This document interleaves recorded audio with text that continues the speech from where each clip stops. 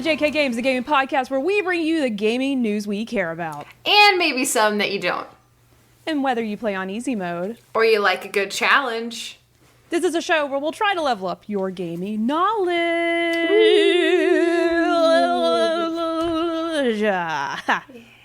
Yeah. New setup. Yay. Who this? Jerica's got one. Jerica's got a new setup. We should be professionally streaming. Yeah. And recording now to a computer, which is the only reason why I upgraded to the PC, so I could record and also stream at the exact same time. Yeah, Jerica's a real one. But shout out to Jerica for making this new, if you're watching us live on Twitch, new background that looks really cool. So thank you, Jerica, for that. But welcome to episode 104. Today we're going to be talking about a lot. There's a lot, Jerica, to cover.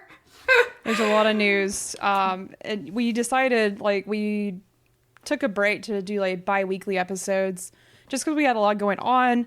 And also, the last stream, I just had finally just had it. I was like, you know what? I want a new computer with a really good graphics card so I can record to the computer, record everything that we do so we can put it on YouTube at the same time.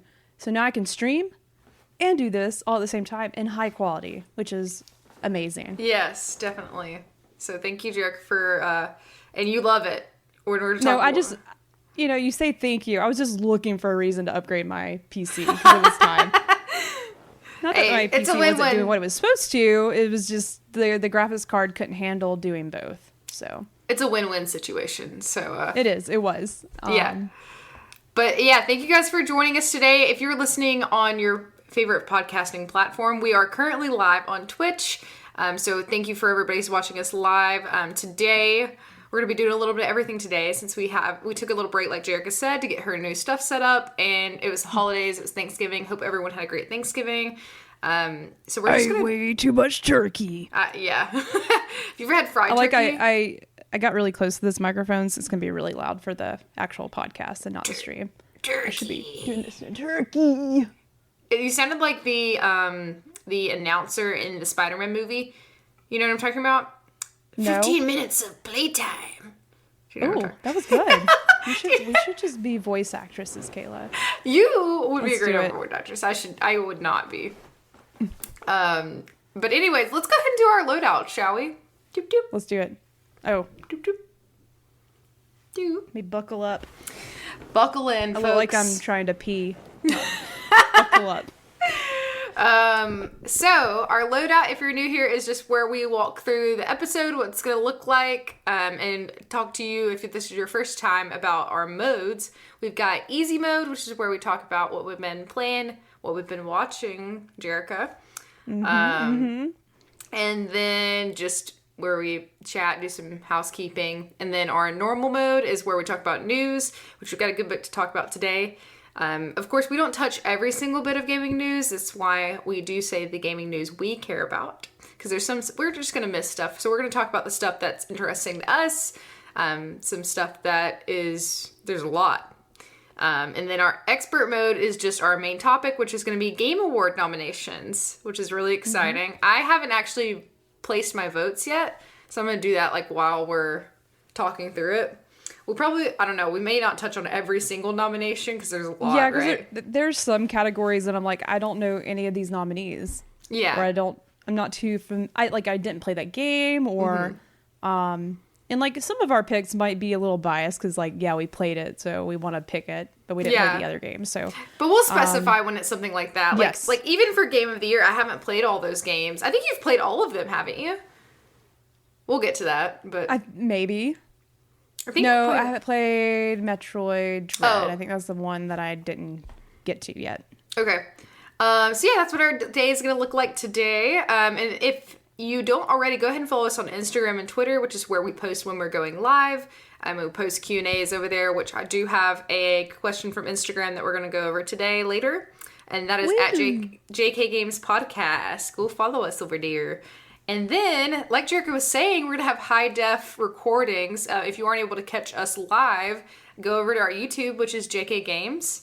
And you can watch our episodes after the fact when we upload them up there and see our faces and see people's comments. So that's fun. And then if you have any questions, comments, concerns, please email us at jkgamespodcast@gmail.com. And don't forget to leave us a review on whatever platform you're listening on. Thank you so much. We appreciate you. Friend of the show, Chad, got me onto these Bud Light seltzers. Not sponsored yet.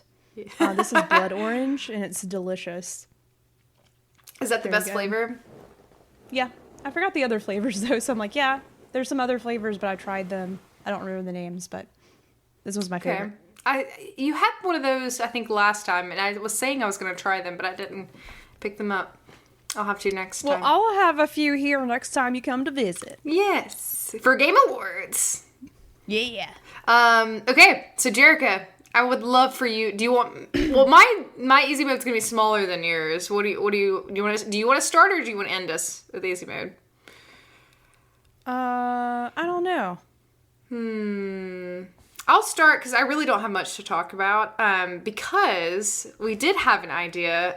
Next week, potentially, this is like 70% confirmed because we don't want to rush our friend of the show, Cody Crumdog, millionaire. I finished Life is Strange: True Colors, which was not spoiler for the game, but spoiler for my opinion. I loved it. It was fantastic.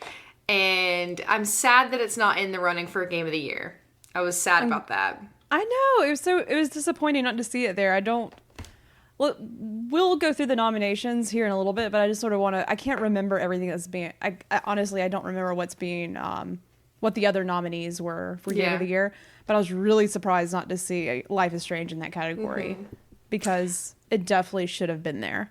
Yeah, we'll definitely talk more. If you've never played a Life is Strange game, you should definitely do that. But also, if you don't see yourself playing those, you can definitely watch someone play or watch like a whole complete playthrough of it, and it's like watching a movie. And it's really cool. I love the Life is Strange games, and this one was just it was just chef's kiss. Incredible. It was beautiful. Chef's kiss. Oh, go ahead. I'm cutting into your... Oh, no. I was just going to say... easy mode time. I'm sorry. I really don't have much. Well, I was going to say, hopefully, if everything goes according to plan, our next episode will actually be a spoiler cast of Life is Strange. And then we can go into depth with how we all think, or what we all think about it. So I think that'll be really awesome. Because our friend of the show, Cody, who's been on before, is also playing it right now. And so I'm excited to hear his thoughts. And we can hopefully all can come together and do a spoiler cast. Because one cool thing about those games, I'll add this real quick, and I'll quit interrupting and hijacking the conversation. But every chapter gets summarized with all, because it's a choice-based game. So you make a choice, there's a butterfly effect, and it changes how your game plays out. So it's really cool because after each episode, it sort of shows you all the choices you could have made. Yeah. And you can look at like what other friends that you have on PlayStation, for example, what choices they made, and also like compared to the world. So anyone else that's played, like, were you in the vast majority or minority when talking about making what choices you made? So it's really cool to see like, oh, in one choice you're like, oh wow, not a lot of people did this, but I did. So why you should definitely listen in when we do this with Cody, because we're all going to compare the choices that we all made and just see who did what, because I'm eager to see what you guys chose. I am too, yeah. Because and the thing is, I haven't really looked up, like, I know obviously how my story played out when I played through the game, but I don't really know what the other options were, you know? Did you? I know. Don't look them up. Don't look them up, because like I looked up a couple of things, so I'm glad I stopped myself, because now that we're gonna all compare like 3 different people that played this game, 3 completely different people, because like it's interesting to see, like, because there's like romantic interests, like, did you like this person or this person, and why? And like me, you, and Cody obviously have 3 different perspectives, so it's gonna be really cool to compare what we all chose to do. So stay tuned for that. So I finished that. So that was I really wanted to take my time with that game, and then I started Psychonauts 2 the other day. Yeah. What do you think so far? So far, I love it. It gives me very much like Tim Burton like kind of vibes, which I'm a big fan of Tim Burton's movies. And I think it's like, I really like the art style. It's very interesting and different really than anything I've ever played. I haven't played a whole lot of, would it be considered a platform game? Yes. So I haven't played a whole lot of platform games. And so this was really cool. I think the last one would be like Little Nightmares, I think. Yeah. Would be last 2D platformer, yeah, it counts. Like 3D platformers are very rare these days. So yeah. One of the things that I haven't beat Psychonauts yet. It's still on my, it has been added to my backlog of Doom because I've started playing other things. But regardless, like it just takes me back in time because there was a period where there were tons of these types of games. Mm-hmm. But they're so much fun, and like Psychonauts delivered, and they were able to bring back a game type that we haven't really seen in modern consoles. Yeah, I'm glad you like it. So how far are you? Like, I'm where are you I'm only at the like second brain. So okay. Yeah, so I'm not very far in, and I don't know. What I really like is how like at this point I know I've heard that it gets deeper and it kind of touches on things a little bit darker, but I like how light the conversation is around like mental health and like how and how like the puns with like the baggage and like I just love all the like little references. So I think what do they call, like, what kind of baggage? What is it? Emotional baggage. Emotional baggage. And, yeah, like, you have to like find the tags for the emotional baggage. Yeah. Obviously, Psychonauts is really based on. It's a really wild.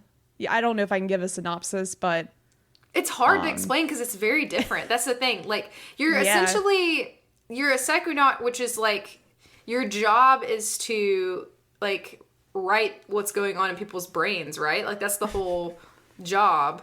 And I don't really want to spoil anything. And plus, like this is like super first impressions for me, but I really like the concept of like, and you have to like help people resolve like their own trauma inside their brains, which is really cool. But it's like fun and like light at the same time. I really like if we're talking gameplay and mechanics, I really like the way that it plays. I like the weaponry and the abilities that you get. You gain abilities over time. So you have these psychic abilities and you also have these weapons as well. And you can levitate and like just shoot people with your mind powers. And I will say there were some points that were harder than I expected. Like some it gets a little difficult. I was like, oh, okay. Yeah, there were some things, and I think that like this is just like the story of my life with like making things harder than they're supposed to be. Where like there's some mechanics that like I'll what's the word I'm looking for? Like overcomplicate like the actual mechanic and think that it's something that it's not, and really you're just like the one where you're levitating over but you're rolling like you're a ball rolling. I know. Yeah, I was like, oh, this is how this works. Okay. That's basically what I was doing, and I would love to elaborate more when I get a little bit further, but so far so good. I really like it. I love the art and I love the story so far. It's wacky, but in a good way. I think that's the way I would like summarize it right now. It's so interesting because you would think like I went from Life is Strange to this, which is two big like heavy hitters when you're talking about like emotions. It's kind of like the center of the game, but the way that they both approach it is so different. It's so interesting. Yeah. Okay, well, I think that's all I've been playing right now. Haven't really touched anything else at all, really. So I'm excited to hear what Jerica's got for her easy mode. I've been touching all over the place on all the things. Yeah. So I'll talk about what I've done recently. So obviously I got this new PC. If you follow us on Instagram, you saw the pictures of my lovely new computer. I named it Jinx, and you'll hear why later. I love this computer so much. It's super fast, and I downloaded Halo Infinite really quickly to test that out, and that was a good time. Halo Infinite's something that's in the news lately because when I say I played Halo Infinite, not the campaign, I think that comes out next week. Yes. But the multiplayer is out, and it's free to download and play, which is really awesome. So if you have an Xbox or PC, you can download Halo multiplayer right now, Halo Infinite multiplayer. And I haven't played Halo in a long time, and I also haven't played with a mouse and keyboard in a long time. Yeah. So trying to play that way was a little bit of a learning curve again. But I don't know. I got back on back on the saddle, back on the horse. Yeah. And started playing some Halo. Back on the clicker. Yeah, just clicking and clacking. My keyboard's really annoying. I love this mechanical keyboard, but it's very loud and annoying. I feel sorry for Audrey sometimes. I'm glad she has noise canceling headphones. That's awesome. But yeah, I hopped on and started playing Halo Infinite multiplayer. And one thing I'll say, because I play a lot of Destiny, and if you don't know, Bungie is well known for creating and developing Halo originally. Mm-hmm. And now they make Destiny and they work on Destiny. So the reason why I just latched onto Destiny so quickly is because I could just tell like this was based on, Halo, and like how first person shooters and gunplay is all like, I love playing Destiny, and I think it's because I played a lot of Halo. And hopping back to Halo multiplayer, they didn't really, to me, like, honestly, I haven't played a lot in a long time, and I'm trying to remember playing a lot of Destiny multiplayer and then jumping into Halo multiplayer is completely different. Halo is definitely, they keep to their roots on how it originally played. It's a little slower. So that was something I had to adjust to really quickly. Like Destiny is so fast paced.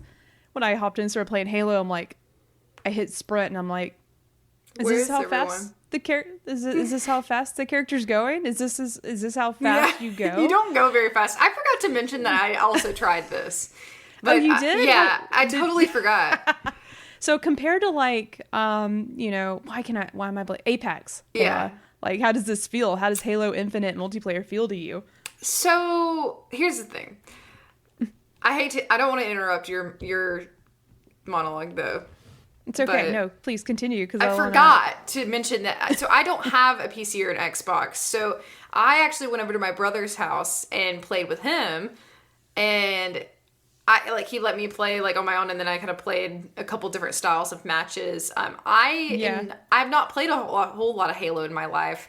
I played Halo Reach actually a good bit, and to me it feels pretty similar. It feels a lot like Reach to me, actually. Yeah. And I just compared to Apex, it's funny because that's what I've been, like, that's the shooter I've been playing a lot of lately. It does feel like really like slow to Apex as well. Apex is also very chaotic, and like, but the thing is with Apex is like you could be like, there could be no one in sight for like 20 minutes, and then all of a sudden there's like an insane, I don't know what's going on in our chat right now. Does anybody know? I think this is what the kids call, we got raided. Is that a thing? I don't know. Welcome, Fizzy Raid Izzy. We're just talking about Halo Infinite and how it's different. It's different, but like it stayed the same. Like that's one thing they definitely I guess with Halo, like they didn't try to reinvent the wheel. When I started playing, it's like, okay, this is Halo. Like it's not anything different. Now there's new weapons and new ways to interact with the world. Like there's a grappling hook, which I haven't figured out. Like I think it's something you have to pick up in a match to use. Mm-hmm. So whatevs. But overall, like as soon as I picked up the VR, because that's my weapon of choice in this game. I remember that. Yep. Mm-hmm. The VR influenced my love for the Mida tool in Destiny. So immediately when I picked that up and started, getting some headshots in there, it felt really good. And I was like, okay, Destiny or Halo definitely has a soft place in my heart, and it's sort of where it begins. But it is, I'm so bad. You have to change gears when you play. Like I had to change gears. Like it's just slower than I expect. I feel I feel useless. I feel like I can't do anything. It's hard. Like it's difficult. There's a learning curve, but overall, I do believe that I'll keep playing. I can't wait to see what they add. Because they're doing seasons like every other live service first person shooter. Yeah. So they'll have seasons with rewards and stuff, and I'm sure they'll add some content and new maps. and hopefully bring back some maps from the past, because that's, what I really, for nostalgic reasons, I want to play older maps from Halo 1, 2, and 3. So those kinds of things will definitely get me back in if I quit playing. But yeah, I'm going to play some Halo Infinite multiplayer, play some more this weekend, and also, of course, download and play the campaign next week and see what's next for Master Chief. Shout out to new follower Fizzy Izzy. Thanks for joining. Appreciate you guys. Nice. Thank y'all. Yeah, no, I liked it a lot, and I thought it was fun. It just was very different than what I'm used to. It was a shock. I was like, oh, what is this? And Coleman, my brother, was laughing at me. Also, like, I was playing on an Xbox, which I'm not used to playing on, so like that also was kind of like, whoa, what's going on? A little jarring. All of it's, we keep talking about this, but like, my configuration on my controller when I play Destiny is completely different. And I kept throwing grenades when I think I was I forget what I was trying to do, but every time I think I was like crouching or like, maybe it's sprinting. I don't know, but I would throw a grenade. I'm like, oh, not again. I was just always throwing grenades. I'm like, no, I don't mean to be doing that. One thing that like was very shocking to me is like, it takes like two punches, like melee, you kill people like super easily with melee. However, something that's different for me, like in Apex, when you shoot somebody, it doesn't take very many bullets to kill them. In Halo, it takes a good bit of bullets to kill people. Yeah. You have to unload your whole clip and you're like, ah! Yeah. My brother said that was a common complaint, I guess, with Halo. I don't know. Good to know. I don't know what the kids are talking about. When I just played Halo and it was the only thing to play online, like I just remember it being a little bit different from that. Yeah. At the time, I guess that was a fast-paced online multi-shooter. But yeah, I'm like, woo. Well, speaking of new things, Jerica, there was another game that you tried out recently, right? For the first time. Yeah. Are you trying to transition me? Thank you. You're welcome. I would probably talk about Halo for the rest of the evening. We can. That's fine. No, of course, I wanted to recap, and no spoilers, of course, if you're watching this live. I did play and I finished Guardians of the Galaxy. Ooh. On PlayStation 5. That's what I played it on. Yeah. And I'll tell you this, if I have anything to say, I just knocked out my headphones. Hold on. Whoa. If I have anything really to say about this game, I got excited. Maybe 3 things. And I don't even know I have 3 things. I'm just going to make it 3 things. The first thing, you're definitely getting your money's worth. Even if you paid $60 or you got it the day after Thanksgiving for $40, you're getting your money's worth plus some. Okay. Number 2, I've had this seltzer, this adult seltzer, so I can't count anymore, I guess. I don't know why I'm about to sip this, and I'm like sipping it as I'm giving you point number 2. Point number 2. Cheers. With my aha. And it sort of feeds off of point number 1. Way more game than I expected, Kayla. There's multiple evenings, because I played this on the couch, with Audrey sort of watching me play. And each night I was like, okay, I'm going to beat this game tonight. Surely we're getting to the end. Surely we're getting to the end. I'm already getting like flashbacks to playing Assassin's Creed Valhalla, which was so long. Even got an email saying, you're not done with Eivor's journey yet. I'm like, yes, Ubisoft, I am. Yeah. It was like 80 hours. But regardless, like I'm playing Guardians, and each night I'm like, it's almost over. This is almost over. I'm going to beat this game tonight. And every night it would go into another night, Kayla. There's so much game to play. That's what I mean. It's definitely worth your money. You pay $60, you're definitely going to get a lot of game. Wow, yeah, that's awesome. How many hours? I don't know. More than I expected. Yeah. I know it doesn't answer your question, but like, it was definitely longer than 8 hours, I feel like. 8 to 10 hours. It was definitely longer than that. But maybe I'm wrong. I don't know. I just felt like it was a lot longer. Look this up, Kayla, because I'm curious. Because it was definitely longer than I expected. Let's see. I've said that a few times. That's what she said. Wow. I'm sorry I had to do that. Guardians of the Galaxy. And I'll go ahead and say point number 3. Is that what I'm on now? Point number 3. Point number 3. definitely some of the best writing I've had in a superhero game. Like, and I consider like there's definitely some inspirations from Mass Effect and some things that I love that they did with like the companions on the ship and you talking to each one of the guardians and like getting to know them and their backstory. I was just like, I could eat this up all day because it's just like Mass Effect. It's one of the things I love about Mass Effect is getting to know your squad and like make decisions that impact them. And there's a little bit of that in this game. Mm-hmm. But yeah, like the writing's so good. Like I genuinely laughed out loud multiple times in this game. And I was really nervous because like, obviously I've seen the 2 Guardians movies. Mm-hmm. And, you know, I like Guardians of the Galaxy, the movie. That's the only exposure I've had to Guardians. So I've never read the comics. I've just seen the movies. Yeah. And like, I love the story and how sort of like, comedic they are and like not, you know, serious but not serious at the same time. So I was wondering how that perception would affect how I perceive the Guardians of the Galaxy game.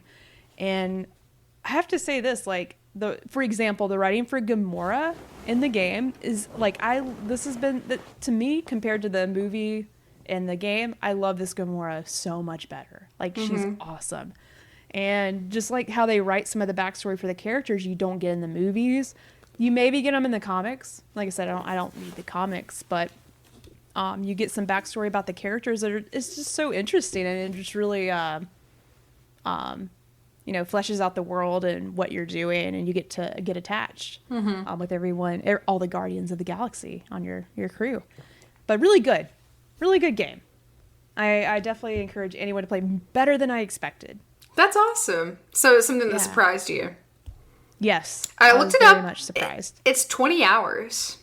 Okay. So it was almost as long as The Last of Us Part 2. Yeah. So I wasn't going crazy. Thinking that this game was not long. It is a long game. Okay.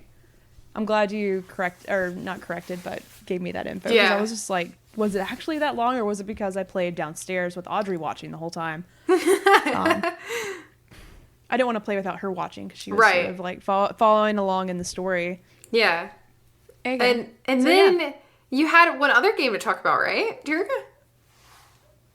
That's a great question. I've been playing lots Demon of Souls. Stuff, so duh.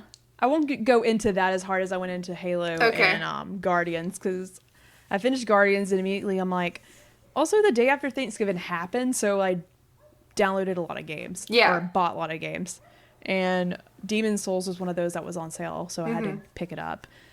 Just because I've heard everyone talking about it. It's a remake of the original. It's done by Bluepoint, and Bluepoint now has been acquired by PlayStation. So I'm like, ooh, first party PlayStation Studio game. I gotta have it, at least try it. I'm not one for really difficult games, but you know, I played Returnal and I liked Returnal. I definitely didn't beat it, but whatever. I had fun trying to beat it. So I was like, it was on sale, so I got it. Well, I start playing, and Kayla, like I suck at it right now. Like I'm not that good, but I want to get better. I did my first, like, I'm not going to try to describe this game or what the history of the Souls games are because I have no idea. Would you say it's like a dark academia, like gothic? Yeah, a little bit. Like definitely medieval, like castles, dragons, Skyrim and stuff. Skyrim. Yes, for sure. To me, anyway. Demon Skyrim. Yes, basically. And you get to make your character. The character creator is the best character creator I've ever used, I think. Whoa! I was like, too bad I don't see my character's face because she has this big helmet on. And you don't see the face. You're just behind them the whole time. That sucks. Anywho, but it was really fun creating my character. They agree. But yeah, it's the gameplay is you have to plan ahead. You have to be paying attention to your enemies. And the timing of all your attacks, like, have to be so precise. That's what makes these games hard, I believe. Obviously, like, very difficult boss fights. But also, there's a parrying mechanic that you literally have to be, like, perfectly timed. Like, if you're, like, I feel like a second off, like, you're not going to be able to parry. So, but as I was getting better and going through and practicing, I started to feel like this is fun. I like practicing. I like getting better. And I was like, okay, It's like a challenge. It is like a really good challenge, but it's so rewarding when you can land a parry and like just take your enemies down like flawlessly. And I was like, oh, this is dangerous. Give you a rush. It did give me a rush, and I was like, okay, this is fun. How much harder does this get? Probably extremely difficult, but I don't know. I'm gonna keep going and see where I stop, because I know I probably won't beat it, but my plan is to definitely stream myself playing this game, because I'm sure that would be really entertaining, because it is a hard game. I would love to watch you play this game. Please stream it. Okay, let's do it. I'll do it. Next time I play, I'll stream. Yes. And I'll encourage you. I'll be like, yes, go Jerica. Because I remember we talked about it and you were like, oh, I don't think I'll ever play them because they're so hard. But I'm glad. Yeah, I'm trying to challenge myself so you can watch me struggle. Well, do you want to end on, I know you were really excited to talk about what you watched recently. Okay, great. Okay, I can finally talk about it. I've been waiting for this. Obviously, I've been holding a lot in. Let it out. So I could talk about it on the show. A lot of things I've been playing, a lot of things I'm trying to, get better at. Demon Souls, one of them. But also I've been consuming a new media. It's a TV show called Arcane on Netflix right now. I think on IMDb, or what is it, Rotten Tomatoes? Hold on a second. It's got good ratings. It's got great ratings. Top reviewed shows of all time. What? We might not get to the news today. We'll just go into nominations, by the way. We can do whatever we want. This is probably going to be another rant. That's okay. Let me pull this up. I want you to talk about what you're excited about. Well, I'm looking at like a current ranked list on IMDb of like the top shows. I told Jerica we were talking before we recorded the show, because I know that she was like loved this show, but I don't really know a whole lot about it. Because it's League of Legends based, right? Yes, it is. I've never played it, but you haven't played it. No, you did play it a lot, didn't you? Okay, so like back, I'm sorry, I got distracted because I'm looking for this, like, I'm trying to find where it ranks. Okay. With shows. I should have had this ready to go. Oh, it's okay. Okay. Top 250 TV shows on IMDb right now. Okay. And Arcane is sitting at 14. Oh, wow. I thought it's right underneath Game of Thrones, and I thought I heard that it actually topped Game of Thrones. That's intense. Yep. So just so you know, some other TV shows that are in front of it: Game of Thrones, The Sopranos, Cosmos, Avatar, The Last Airbender. Yeah.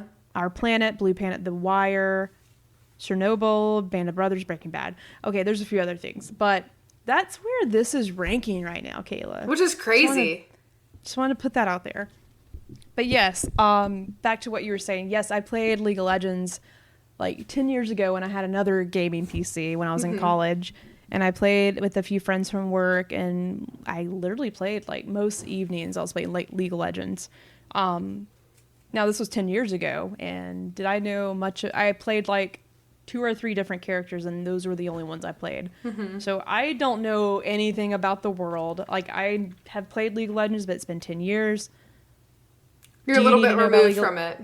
I am removed a lot from it. Okay. And since then, there's been other little games that have come out from Riot Games in this world.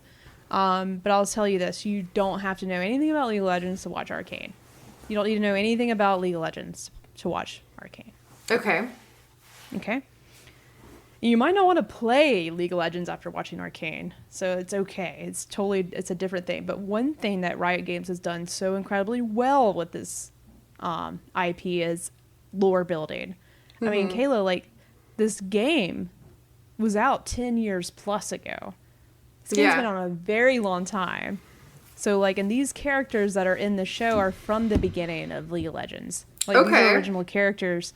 So imagine, I want you, because, you mentioned before the show, like, sell me on this game, or sell me on the show. And I was like, imagine being a League of Legends, like, diehard fan, like, playing this 10 years ago, playing and trying to learn everything about these characters. Back to Apex, like they have like their own character backstory here and there, but you don't get a whole lot. You have a little bit about each character. So like a little short. Play this game for 10 years and like just getting little crumbs of information about like what motivates these characters, why are they the way they are, and why do they have these powers. Arcane explores a good chunk of that for a few main characters, like legends from the game. Yeah. So imagine like being 10 years removed and like all of a sudden here's a show based on the characters you've been playing for forever. That's really cool, especially for like the long-term fans like that. Yeah. I didn't even think about like, that. I'm sure like they're freaking out. And on top of that, this show for anyone to watch is like a masterpiece. Like from the animation style, it looks like everything's like hand drawn. It's a style I've never seen, like most comparable to like Into the Spider-Verse. Yeah. You know, like how that animation is almost like like CGI drawn animation. Yeah. So this show does something brand new, like to me brand new, that I've taken in like really well. The voice acting, incredible. The story, incredible. Like they tie it all in so well, and that there's not one point in the show that I was like, this is dragging on, or like this doesn't make sense. Like it's perfectly paced. And you get enough tidbits about the world to understand it. Like I said, you don't know anything about League of Legends to play. That was my main question that I wanted to ask you is like, would I still be able to absolutely, like I know nothing at all, would I still be able to enjoy it? Which sounds like, yeah. Yeah, anyone can enjoy the show. But yeah, I was just like really blown away, Kayla. Mm-hmm. Like I can't get over how good this show is, and like how they, this first season, like dominated with story, the style, and even the music, like the music choice they have. Like this is probably it is the best video game adaptation thing I've ever consumed at this point. We've actually, because I was going to bring that up, because we actually have done a whole episode on video game movie and TV show adaptations. So this is definitely like top 100%. Yeah, absolutely. Because they bring elements from the game into the show. So like no, and I'm not going to spoil anyone. If you haven't watched it, you definitely should go watch it right now or after the show, after you're done watching us watch it. And, like gaming TV shows or movies can get very cheesy really fast, especially if they're trying to incorporate elements from a video game into a movie or a TV show. Like Sonic the Hedgehog collecting rings in the movie. I don't know. Like they just have to do those things, right? For like the fan base aspect, yeah.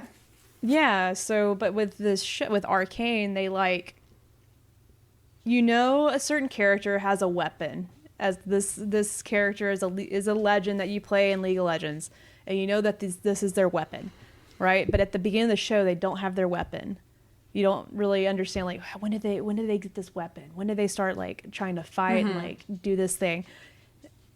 And at one point in the episode, they get this weapon, and they use abilities in the game, from the game, right? And you see that like all that because in League of Legends you have each legend has like abilities to use in the field, spells or supers, so to speak, and you see this character animated using this technique, and you're like, oh my god, that's it. Yeah, and it's not it all thrown comes in together. your face. It's like it's perfectly timed in the show where it's just like, that's awesome. And even if you don't know about that character and what their weapons are, their spells, or what makes them special, it's okay, because it's still like just as impactful, because they animate the action and the fighting is some of the best I've ever seen. Ooh. Like the music, the choreography, like of the characters, and like how everything moves around, and like the lighting, the colors they use is just all like everything I love. Like the aesthetic of this show is your something aesthetic. I love. Yeah, it's awesome. But yeah, I'm just like ranting about this game in a good way. So I can't stop talking about it. Yeah, I wanted to hear you talk about it because I love, well, first of all, anytime anyone's like super like hyped about something, I love like hearing people talk about what they're super hyped about. And I think that's why people listen to us, is because we just like to talk about the things that we love, So good. I'm definitely gonna watch it. What? And of course, like they knew they were gonna do. They announced like, because they did something cool with Netflix. Of course, not all the episodes didn't come out at once. Like when they were coming out like each week, 3 episodes a week, so 9 in total, and it's all Act 1, Act 2, Act 3. Okay. So with the last act coming out, they announced that Saturday when the last 3 episodes came out that they are doing season 2, and they're planning to explore even more with League of Legends. So they made the last episode knowing the season finale, knowing there's going to be a season 2. So don't worry if you get to the end of the show and you're like, don't worry, there is going to be more. And that is just I'm still ranting. That's just that's like one city, and the world, the Earth, and this lore is called Runeterra. Okay. And this is just one city on like one part of the planet is Piltover, and that's just based in one city in League of Legends. Like there's tons of areas, tons of cities, and places scattered around Runeterra, and like different legends from all over. So they have limitless amount of lore to make shows. So I think this is about to blow up in a really big way. It sounds like it is. Yeah, for sure. It sounds like they're not going to stop here. Definitely. All right. Well, thank you for talking about that. I think you sold me, Jerica. I sold you. Okay, good. I wasn't really like resistant in the first place. I just wanted to hear you talk about it. Yeah. Well, there you go. Just a warning. Also, the band Imagine Dragons is a huge fan of the show. Oh, really? I love them. I love their band. They created and it's a warning because like I like, they're cool, I like to listen to them, but like they can get a little annoying to me a little bit. Like I can't listen to them unless I'm like playing Beat Saber or something, like working out. I don't. They're very like that, top 50 pop. Like yes, yeah, exactly. So when I heard the theme song the first time, I was like, ew. I'll skip it. But now that like I've devoured the story, the song is like perfect for the story, and I like actually like shoot. I listened to it on my way to work this morning. Like I love the theme song. It's real catchy. Yeah, but all the music in the show is awesome. But they're actually in the show, Kayla, Imagine Dragons. The band makes an appearance in the show. Yes, they're super fans. In the show. They're super fans. So that's it. Okay, I'm done talking about Arcane. You should watch it. I definitely will watch it, and then I'll come back to you guys with my review as well. So yeah, we can definitely do like after you finish it, we can do an episode where we talk about the show. Yeah, I'm down. Spoiler cast. Yeah, spoiler cast Arcane show. Yeah, I'm down. Of course. So, do we want to hold off on our news until next week? Yeah, we can do that because we had a lot of news, and I think we've almost hit an hour already. Yeah. So to be fair, we had a lot to catch up on, so we'll go ahead and skip our normal mode for this week, and we'll touch on the big pieces of news next week with our next episode. So let's jump right into our expert mode. Let's do it. So, Jerica, Game Awards is here again. We are here here. Mr. Keeley himself. Yep. In the flesh. I hope you have a list of nominations because I do. I forgot to. Okay, great. I do. I'll send it to you so you can have it. Hold on. Okay. We are going to start with. Do you want to start with Game of the Year and go from there? Yeah, let's go. Let's go to the top. Let's start from the top. Let's just jump right in. So let's do it. I would love to see, because I looked at the list and you have played all of these games except one, so I feel like you have a pretty good like sounding board of information to go off of. Okay, let's go. So, drum roll. Here's our Game of the Year nominees, folks. We've got Deathloop. Jerica played that. Jerica beat that. Yes, I did. It Takes Two. Jerica played that. Did you beat that? Yep, me and Audrey played together. Jerica and Audrey played and beat that. Let's see. Hold on. I lost my place. Because it takes two, Kayla. It takes two to make a thing go right. Sorry. Metroid Dread, which is the only one you've not played on this list. Correct. But I hear great things. Psychonauts 2. You have not beat that one, but you've played it, right? I played a good bit of it, yes. Okay. Ratchet and Clank Rift Apart. So good. Resident Evil Village.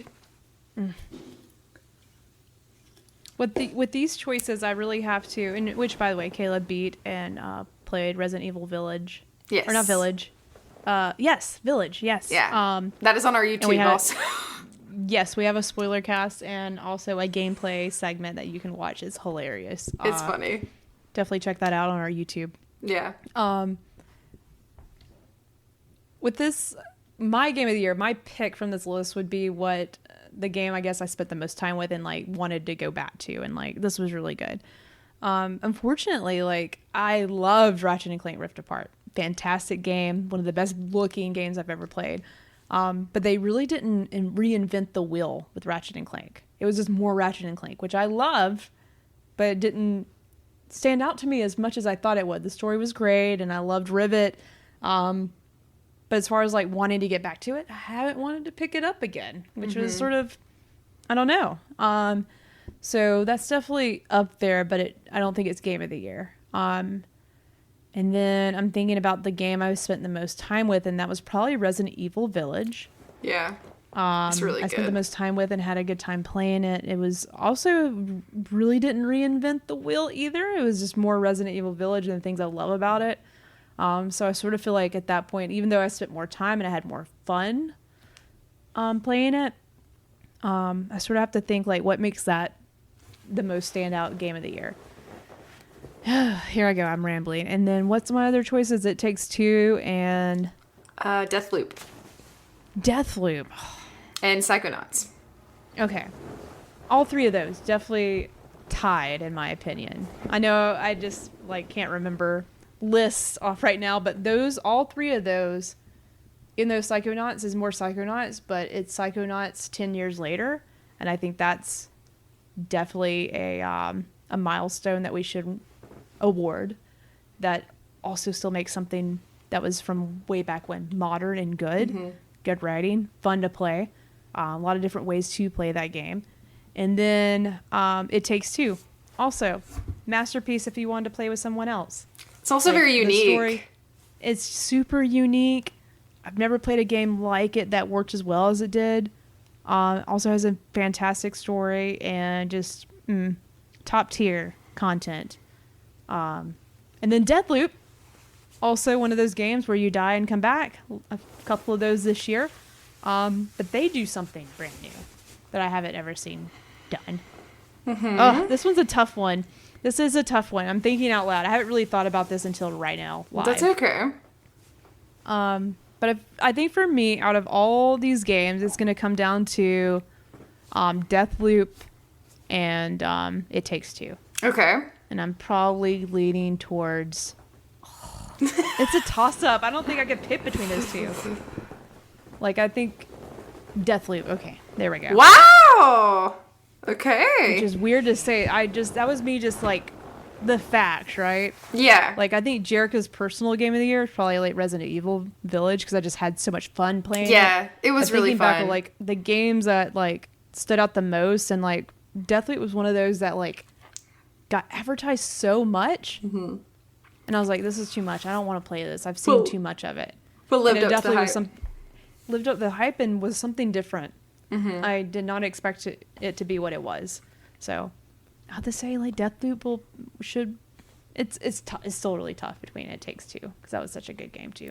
Well, I think those are two good ones to narrow it down to. So, I mean, I think it's okay to need a little bit of time. You've got a couple days, so good thing that other people have to vote. So, yeah, it sounds like you were thinking, like, if you're thinking like purely off of like fun, like your immediate direction was Village, but if you think like logistically, like the facts, it's probably Deathloop. The facts, yeah. The facts and the uniqueness and the new. Yeah.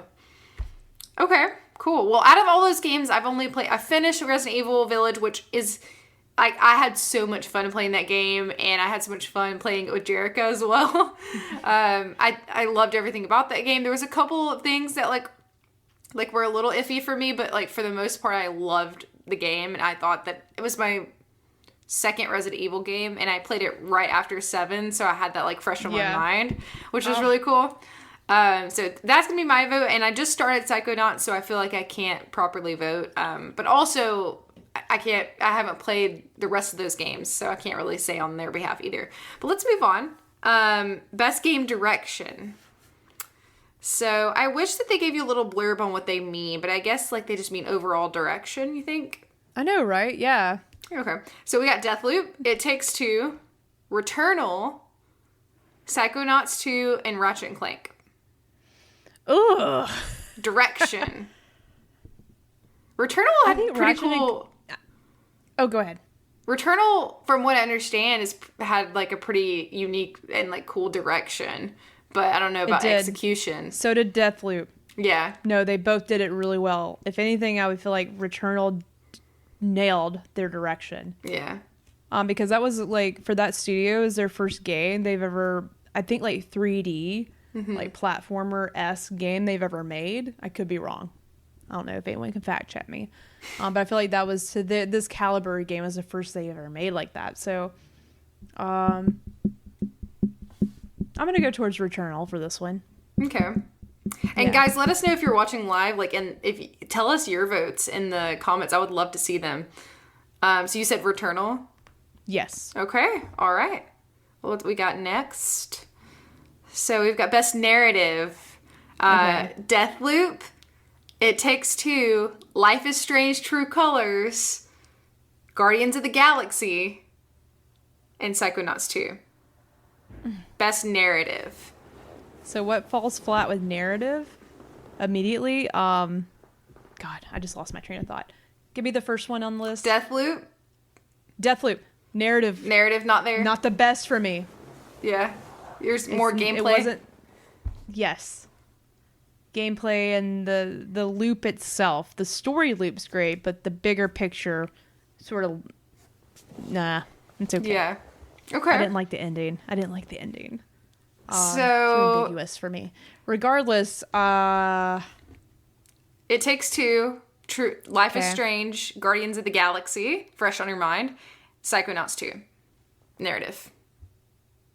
definitely Life is Strange.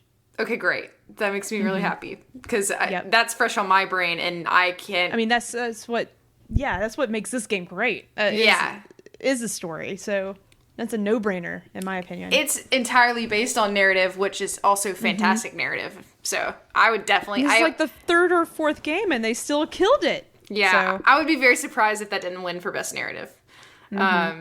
Okay, so best art direction, The Artful Escape. I have not heard of this actually. what if I told you I started like maybe 20 minutes of it on the PC? Oh, okay. Okay. I don't know De- what it's about yet though. Deathloop, Kenna Bridge of Spirits, Psychonauts 2, and Ratchet and Clank.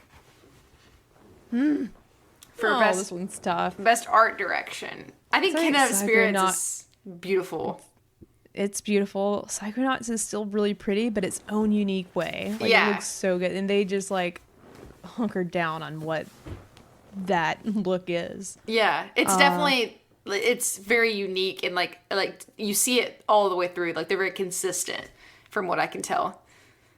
And then Deathloop did a really good job because that whole game is like artsy in its own way. Like the character models and the outfits are it's like very 70s esque, like disco era, but not. It's like set in the future. It's the art direction for it is great. I don't know. This one's tough.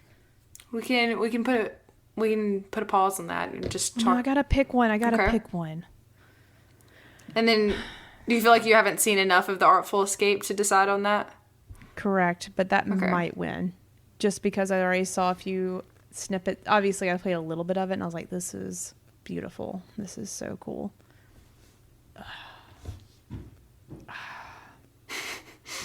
God, I'm gonna say Psychonauts, just because, like, Okay. I like. I feel like they delivered. They like knew what they were going for, and they just. This is a word I'm looking for. They went in. They leaned in. Committed. They committed. Committed. Yep. Yeah. Okay. All right. I'm excited to see that through because I haven't finished it yet. So we'll see. What next? Let's go. Whoa. Okay. So best score and music. Oh, I'm sad. Life is Strange isn't on here. Poop. Great music. So The Artful Escape, Cyberpunk 2077. Very surprised that's on here. Deathloop, Guardians of the Galaxy, and Nier Replicant. I think the one thing. best score and music. Deathloop.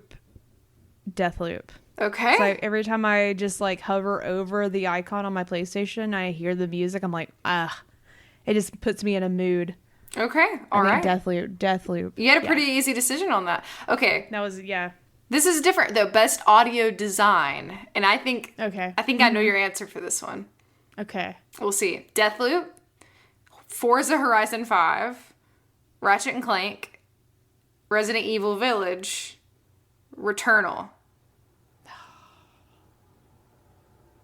I'm just trying to remember which ones like were really innovative with sound and like really good with sound effects and everything. Audio design, yeah. I know from my experience with Resident Evil Village. I know, right?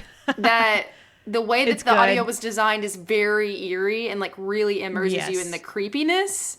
I don't. Let's but go I don't, Resident Evil. Okay. Let's go Resident. No, I'm all in on that because I agree.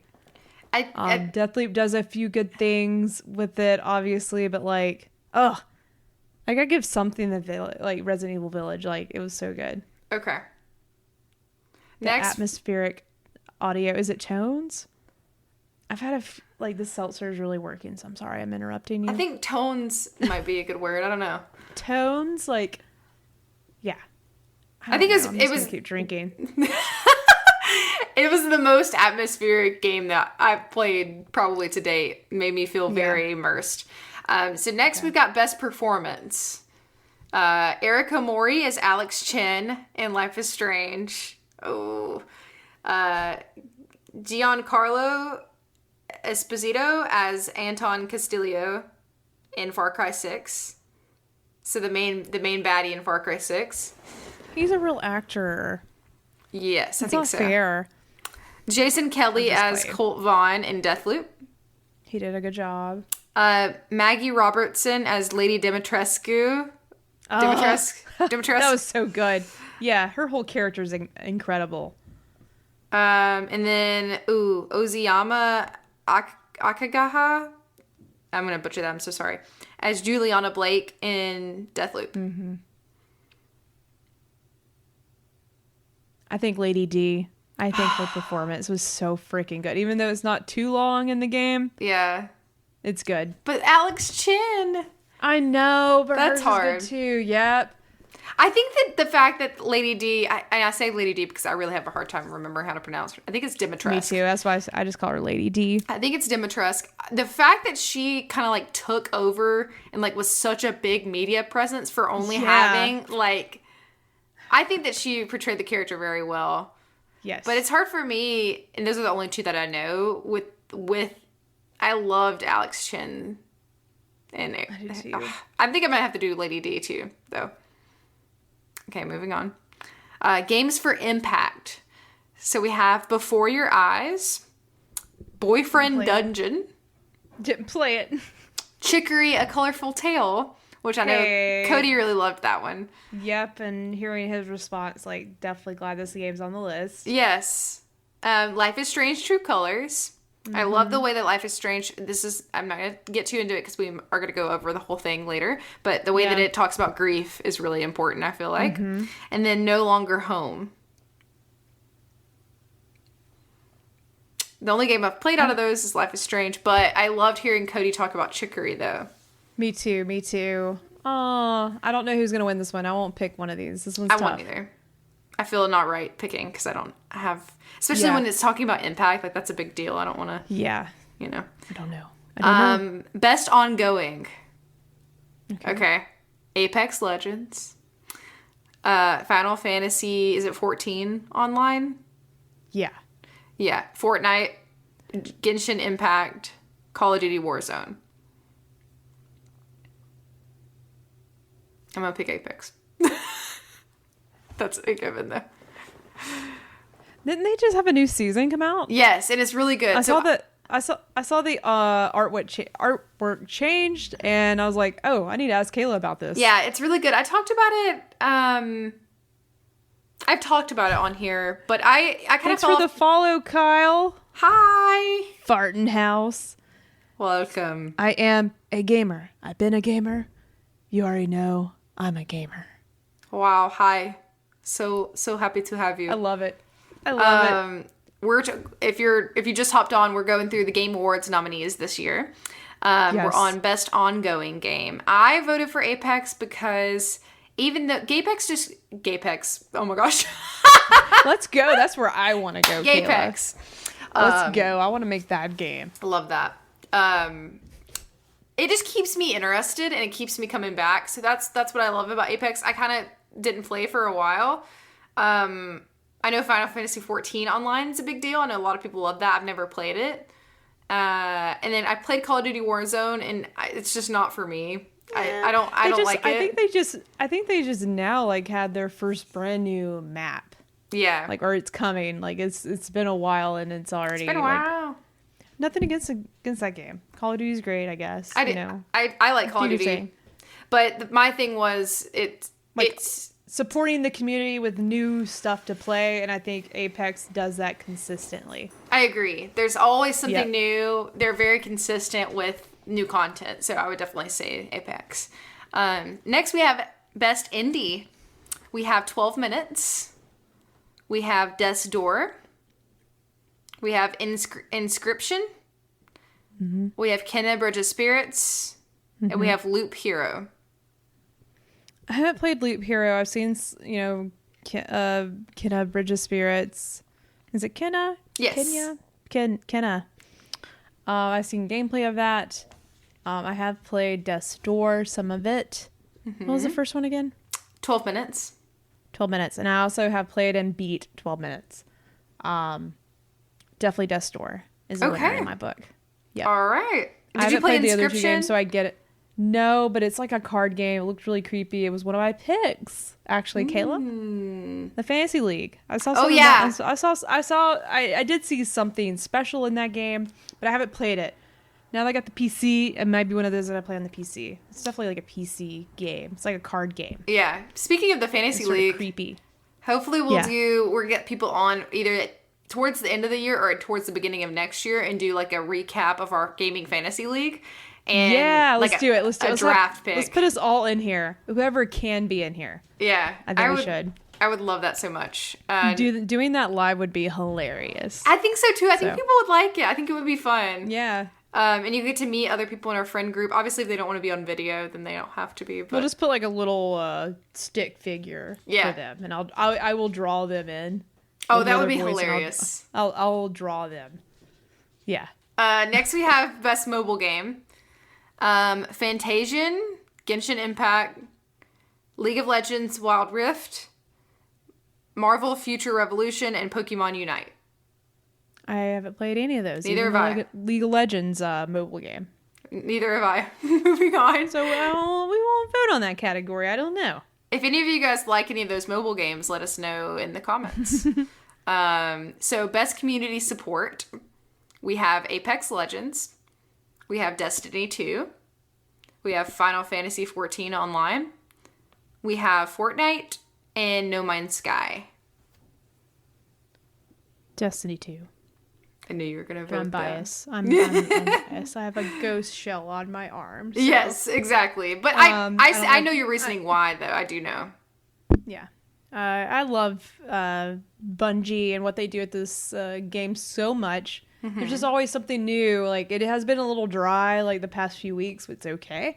It's to be expected. I don't expect a lot of moisture from a game every week.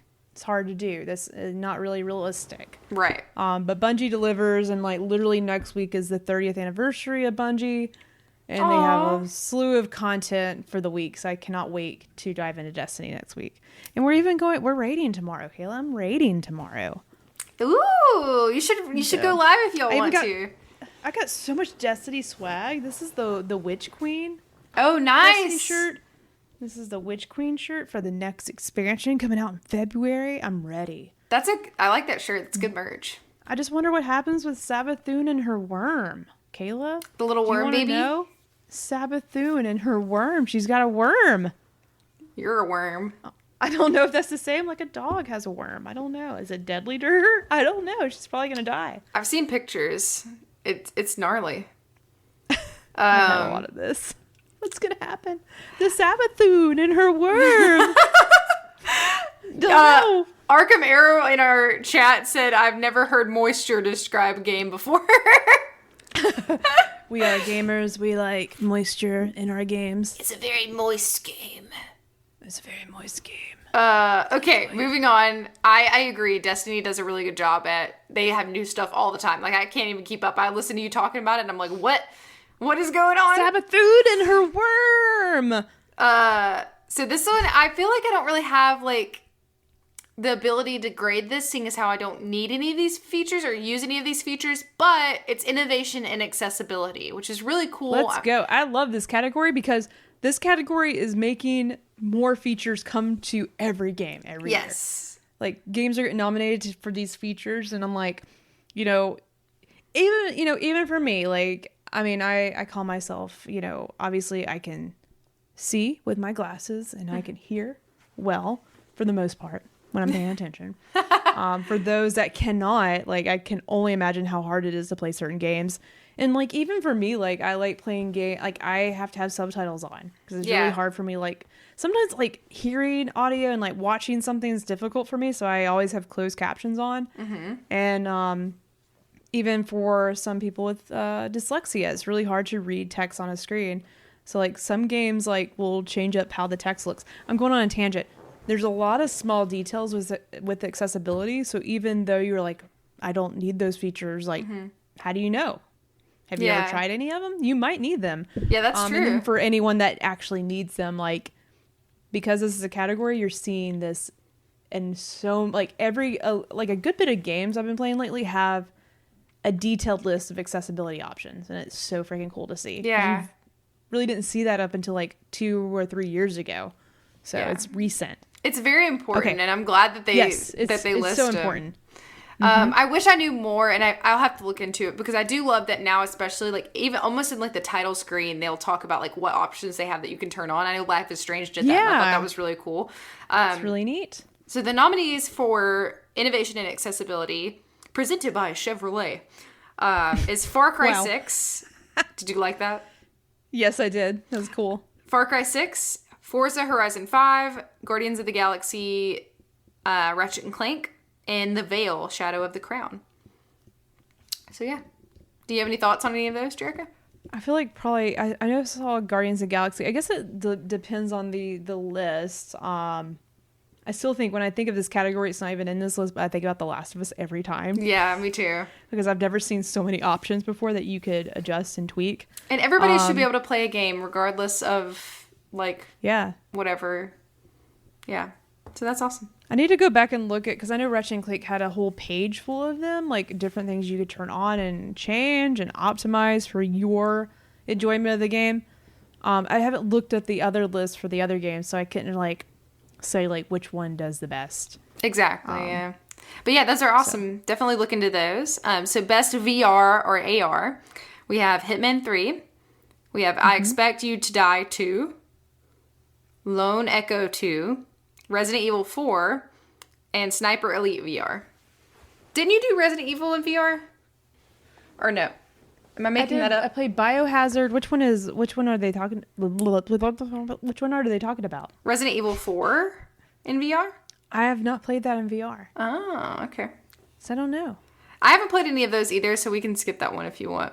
Yeah, I haven't played any of those either. So, best action game. Back 4 Blood.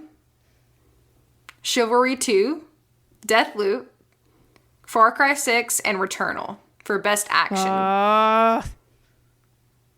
Deathloop.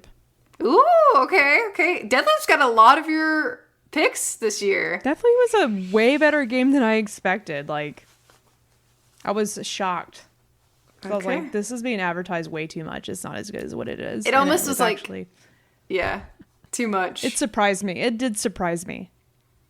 Okay, so best action adventure is going to be Guardians of the Galaxy, Metroid Dread, Psychonauts 2, Ratchet and Clank, and Village. Resident Evil Village.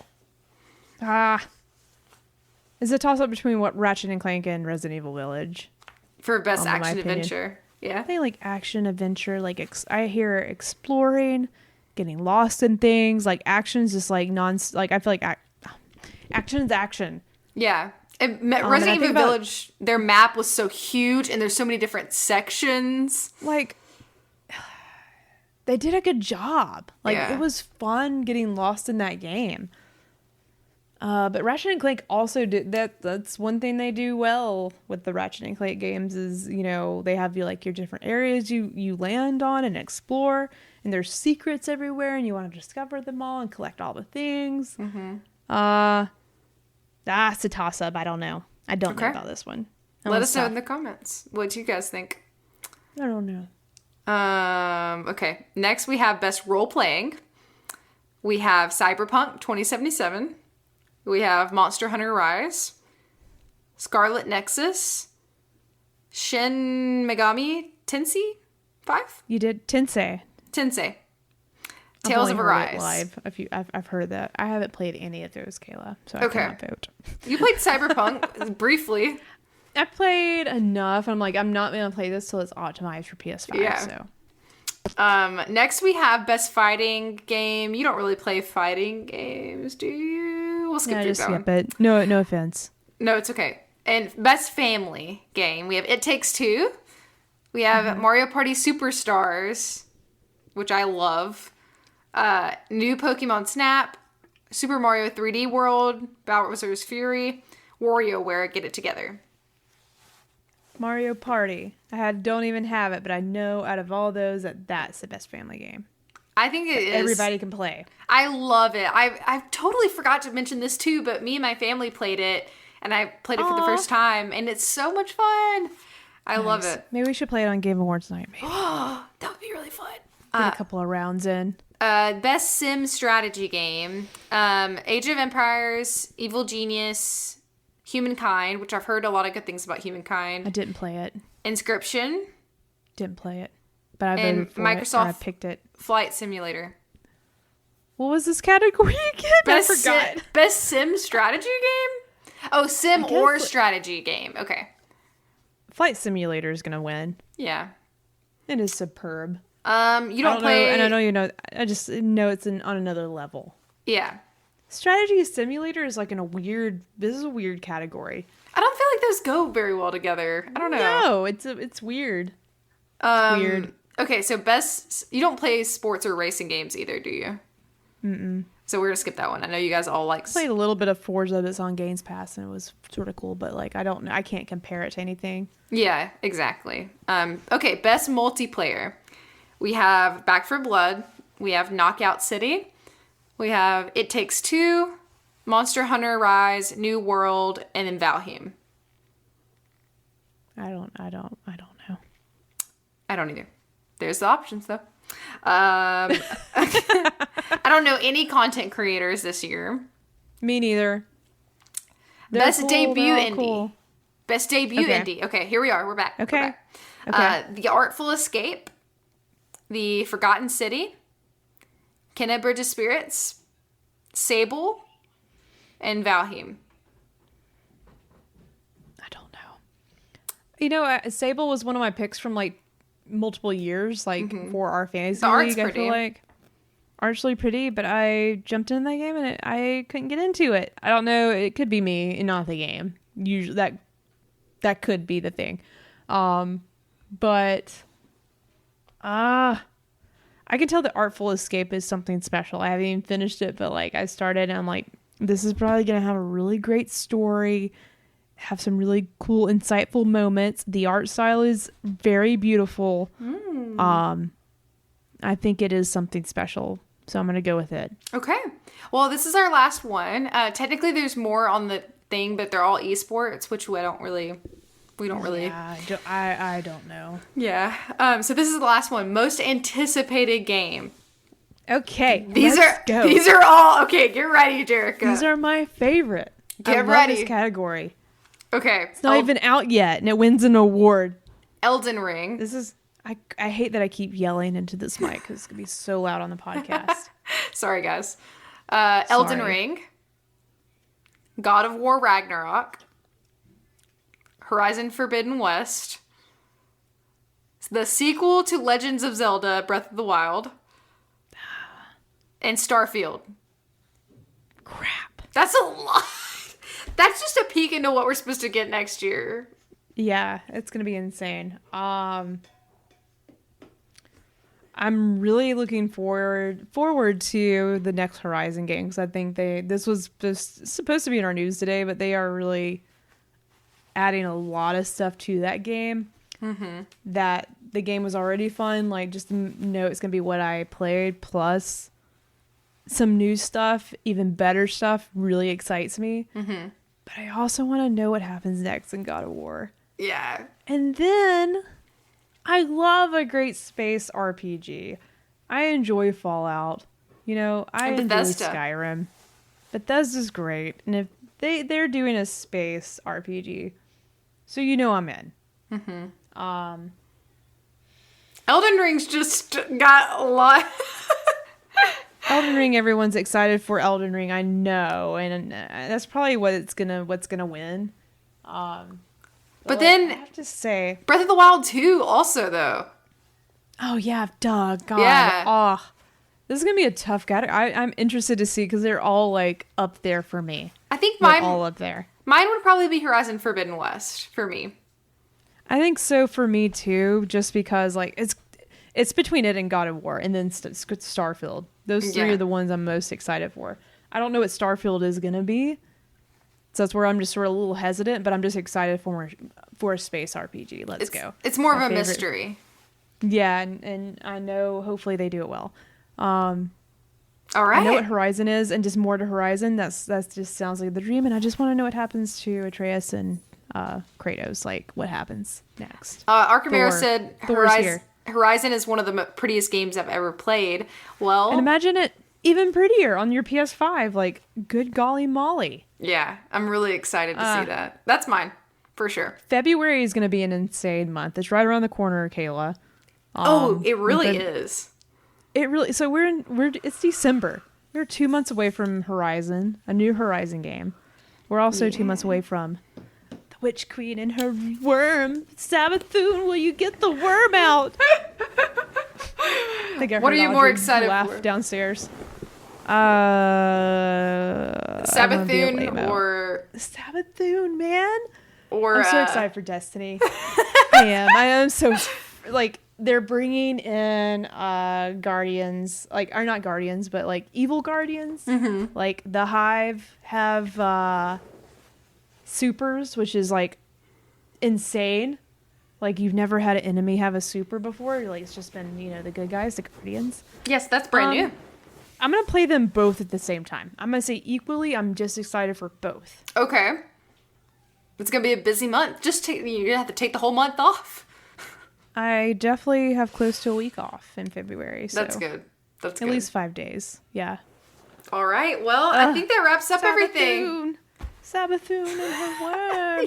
I can't. She's got to remove the worm so she can get out of her slumber.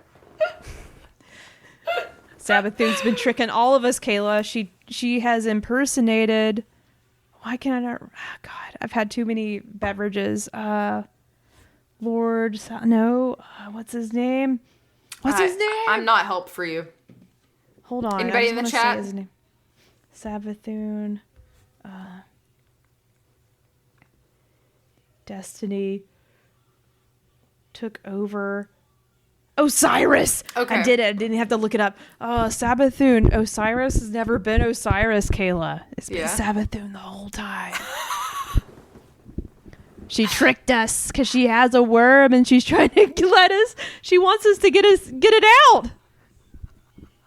She wants us to get out her worm, so she impersonated Osiris. I really need you to stream this, Jerica. I need to be involved. Okay. I'll stream Destiny. I'll let you know what happens with Savathun and her worm. Definitely. So thank you guys so much for watching us live, if you're watching us live still, and hear all the wormy talk. Went on a weird rant. Look at Savathun. She's sexy. Hold on, I'm looking. She's sexy and scary. Look at Savathun. You're going to see her when she gets her worm out, okay? That she does eventually get the worm out. That's why she's the big baddie in the next expansion. But she's currently in this season, Kayla. She's like she's like a statue right now. Look at me. This is Savathun. And she's stuck in a crystal because she's got a worm. And we got to remove her worm so she can be free. but she's known for tricking everybody. So she took over Osiris. So we all thought, oh, Osiris is just acting different. He's weird right now. But Why really is he doing these things? Maybe he should take a nap. No, it's Sabathoon. She took over him. Who? Poor, what's his face? Saint 14. There she is, that Sabathoon. Saint 14 has been in a relationship. I can't talk. He's in a relationship with Osiris. But it's actually been Sabathoon and her worm the whole time. Everyone's been cheated. Okay, I'm done. What's the it's like the Scooby-Doo. Yep, when you take the... Yeah. Yeah, it's like, no, it's just Sabathoon and her worm, okay? I haven't seen the worm. I haven't seen it. I just hear her talking about it all the time. If anyone's still watching, I am so sorry because I've went insane. That's okay. Hey, it's not a week on JK Games podcast if we're not going on some sort of tangent. I'm going to drink some water now. That's a good idea. Well, thank you guys so much for listening. We'll see you next time. Catch us on the See you next time. Sabathoon and her worm. Sabathoon. Will she get the worm out? I don't know. Bye, guys. We'll find out in February. Well, tune in next time in February. Bye.